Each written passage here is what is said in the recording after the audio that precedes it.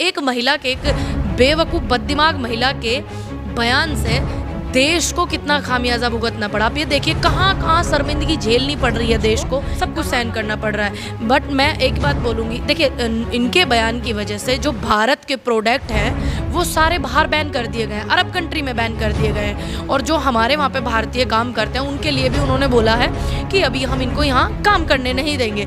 ये सब किसकी वजह से हुआ? सिर्फ एक गलत बयानबाजी की वजह। और ऐसे लोगों की वजह से आप आपस के भाईचारे को ख़राब ना करें। आपस में जो आपका भाईचारा है सभी लोगों के साथ में उसको बरकरार रखें और ऐसी खराब लोग जो हैं इन लोगों से डट कर के सामना करें और इनको दिखा दें कि हम भारत के वासी हैं। हमारे देश को जिस औरत की वजह से इतना कुछ झेलना पड़ा और जो बाहर हमारे भारतीय हैं उनको कितना कष्ट हुआ होगा, ये बोला गया होगा जब वहाँ से कि हम यहाँ पे उनको नौकरी के लिए नहीं रखेंगे या भारत के प्रोडक्ट बैन कर दो, कितनी तकलीफ हुई होगी। इससे हमारे देश का नुकसान हुआ और हम इसी को सपोर्ट कर।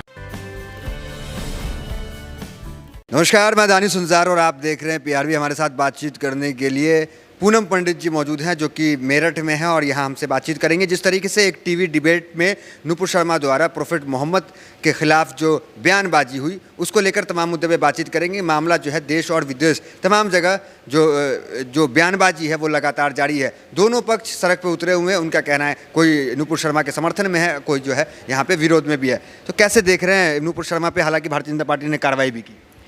देखिए कार्रवाई जो की है वो एक पार्टी से किसी को निकाल देना और संवैधानिक रूप से कार्रवाई करना, ठीक है, उसकी सज़ा देना। मैं ये नहीं बोलूँगी कि आप फांसी दे दो उनको, मैं ये भी नहीं बोलूँगी कि आप उन्हें छोड़ दो। जो संविधान में एक नियम बनाया गया, कायदा बनाया गया, संविधान के रूप में जो भी इसमें सज़ा है वो मिलनी चाहिए, क्योंकि आने वाले समय में कोई और भी करेगा। फिर इससे क्या होता है? इससे हमारे देश की शांति जो है वो भंग होती है, भाईचारा जो अमन है वो भंग होता है। इसमें हमारे जो और लोग हैं उसमें ये पिस जाते, कहते हैं ना गेहूँ के साथ में घुन पिस गया, वो वाला मामला होता है। अभी एक तरफ तो आप प्रोटेक्ट कर रहे हो, है ना, एक तरफ आप उनको बोल रहे हो कि सज़ा दे दी।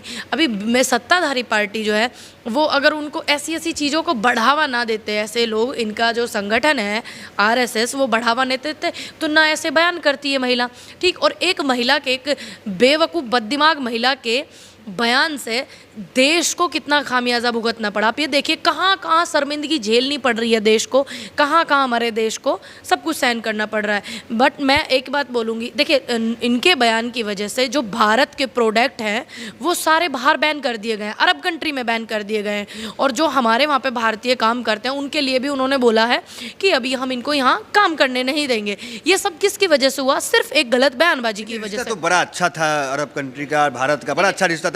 प्रधानमंत्री मोदी खुद जो है कुवैत को कहते थे हमारा दूसरा घर। देखिए अभी वो रिश्ता आज भी अच्छा रहेगा, क्योंकि भारत की जो भूमि है उसका प्रेम लगाव जो वहाँ से अरब की कंट्रियों से है वो कभी खत्म नहीं होगा। शेखों के बयान से तो लग रहा है कि देखिए अगर मेरे धर्म के खिलाफ भी कोई कुछ बोलेगा तो मुझे भी बुरा लगेगा। तो ये बुरा लगने वाली बात है। आहत हुआ है इसमें 4 धर्मों के, जो हमारा देश भारत है 4 पिलर हैं, इसमें 4 धर्म है, उस पर टिका हुआ है। ये किसी एक धर्म को आप टारगेट करके सत्ता पाना या नेम और फेम पाना, ये सब चीज़ें, दिस इज़ नॉट फेयर। ये सही नहीं है, ये बिल्कुल गलत है, क्योंकि इससे हमारी शांति कितनी भंग हो रही है, देश की कितनी हमें शर्मिंदगी उठानी पड़ रही है। आप ये देखिए ना, बाहर में लिखित रूप में माफ़ी मांगनी पड़ी भारत को। क्यों मांगनी पड़ी? क्योंकि गलती की एक भारतीय, तो भाजपा की गलती थी, सत्ताधारी पार्टी ने, हाँ, प्रवक्ता ने एक गलती की, भारतीय नारी ने एक गलती की। तो उन सब गलतियों का खामियाजा वहाँ पे लोग रहते हैं, भारत वाले या हम या कोई भी, हम क्यों भुगते उस चीज़ का? मैं वहाँ के लोगों से अनुरोध करूँगी कि आपके जो देश हैं उनको डेवलप कराने में हमारे भारतीय भाइयों का बहुत योगदान है।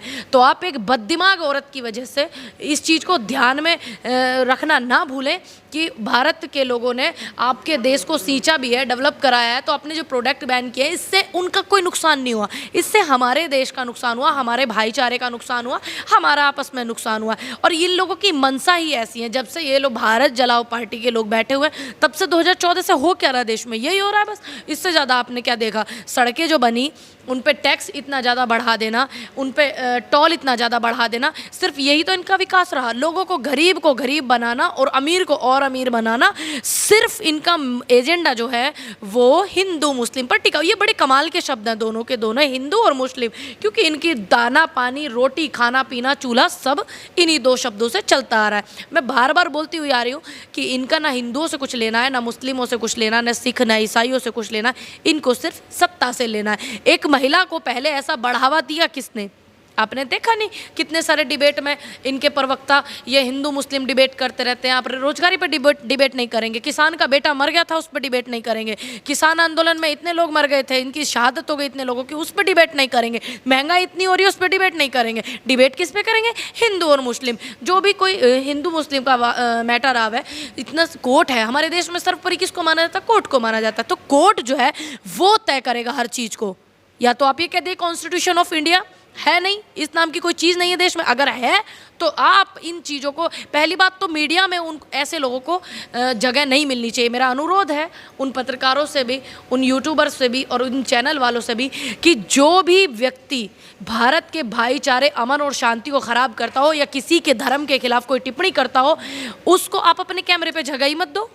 कुछ बुद्धिजीवी का कहना है कि भारत को इस तरह दबाव में आकर के कार्रवाई नहीं करनी चाहिए नुपुर शर्मा के खिलाफ। कई लोग नुपुर शर्मा के साथ भी खड़े हैं, ट्विटर पे ट्रेंड चल रहा है सपोर्ट। देखिए, जब आप है ना कुछ इस तरीके की चीज़ों को सपोर्ट करेंगे तो हमारा देश कैसा होगा? कैसा होगा हमारा देश? हमें सपोर्ट किसको करना चाहिए? बेरोजगार को करना चाहिए। एक महिला की वजह से, एक तरफ देखिए पूरे देश को माफ़ी मांगनी पड़ी लिखित में, एक महिला की वजह से, एक सत्ताधारी पार्टी की प्रवक्ता की वजह से, और उसको सपोर्ट करने वाले लोग ये बोल रहे हैं कि उनको सपोर्ट करें। कैसे सपोर्ट कर देंगे? जिस हमारे देश को जिस औरत की वजह से इतना कुछ झेलना पड़ा, और जो बाहर हमारे भारतीय हैं उनको कितना कष्ट हुआ होगा, ये बोला गया होगा जब वहाँ से कि हम यहाँ पे उनको नौकरी के लिए नहीं रखेंगे या भारत के प्रोडक्ट बैन कर दो, कितनी तकलीफ हुई होगी, इससे हमारे देश का नुकसान हुआ और हम इसी को सपोर्ट करेंगे। तो ये बददिमाग लोगों के काम है जो ऐसी ऐसी चीज़ों को बढ़ावा। खतरा हो सकता है इस तरह से। देखिए बिल्कुल, क्या चीज़ खतरे में नहीं है?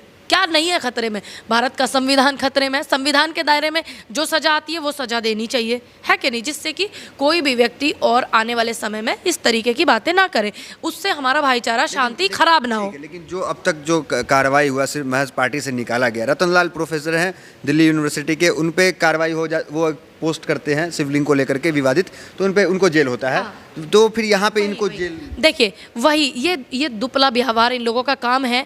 एक व्यक्ति इतनी ईमानदारी से काम करने वाला जो है आईपीएस संजीव भट्ट जो है ना, वो इतनी ईमानदारी से काम करने के बाद वो इतने सालों से जेल में पड़े हुए हैं। क्यों? सिर्फ उन्होंने सच दिखाया, सिर्फ उन्होंने ईमानदारी से अपना काम किया। और यहाँ पर एक देश की शांति को ख़राब करने और पूरे और आसपास के देशों में, विदेशों में, ठीक, हमारे देश की इतनी वो कराने वाली महिला, उसको कुछ नहीं। तो आप इसको क्या कहें? क्या इसको ये कहेंगे कि भारत में संविधान की ये वैल्यू करते हैं? कुछ लोग कह रहे हैं कि प्रधानमंत्री मोदी जिससे चाइना डरता है, पाकिस्तान डरता है, उनको मुस्लिम कंट्री के आगे इस तरह से नहीं कार्रवाई नहीं करना चाहिए। इससे ये छवि जाएगा कि झुक गए हैं इस तरह की। देखिए, बात ये नहीं है कि आप मुस्लिम हैं या आप हिंदू हैं। बात पहली तो ये है कि आप एक इंसान हैं। दूसरी बात ये है, जिन शब्दों से हमारे देश का, अगर देश सर्वोपरि है इंसान के लिए, सबसे पहले क्या है? देश ही तो है सबसे पहले।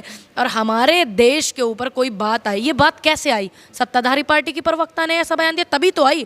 तो फिर उल्टा उन्हीं को सपोर्ट करने के लिए क्यों बोला जा रहा है? क्योंकि उन्होंने, हमारे देश में ऐसा नहीं है कि हमारे देश में मुस्लिम लोगों के लिए जगह नहीं है या सिख लोगों के जगह नहीं है, सनातनियों के लिए जगह नहीं है।